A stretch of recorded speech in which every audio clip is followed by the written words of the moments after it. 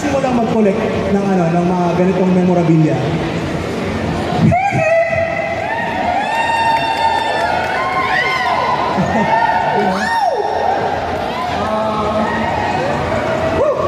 Nag-start po ako, hindi kayo maniniwala kasi nag-start ako 2009. Kasi, kumbaga doon na po ako nagkaroon ng pera. Mga baon-baon po, iniipon ko. Nakakabili na po, isa-isa.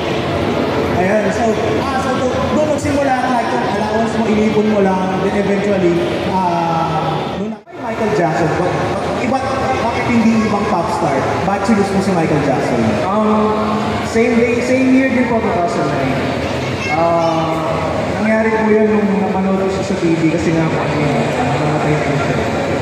Doon lang po ako naging sobrang parang ang feeling ko po is ako yung magbubuhay po sa kanya.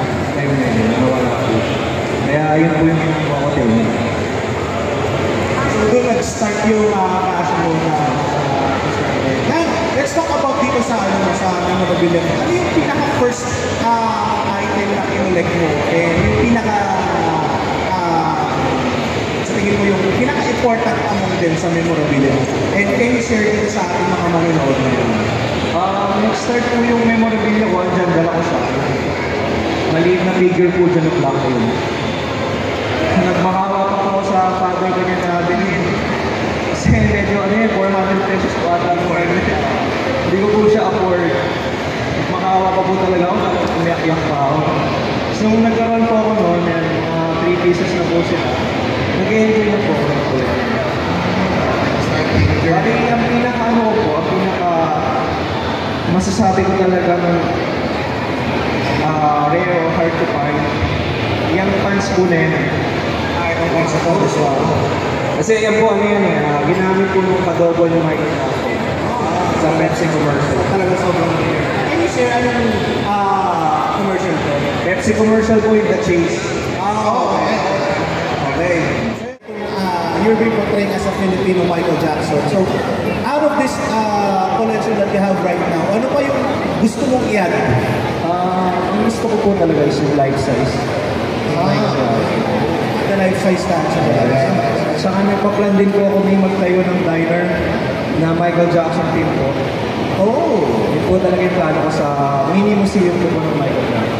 Mini museum. Can you share us about yung mini museum mo para sa mga interested individuals natin dyan? Ay, mga investors na ba?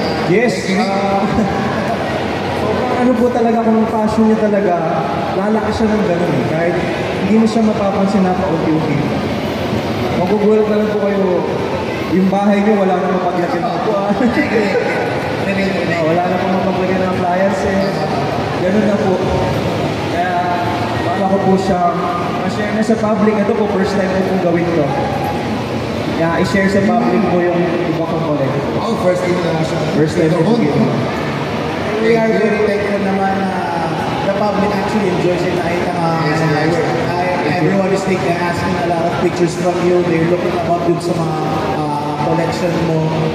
Maraming salamat po for having me here.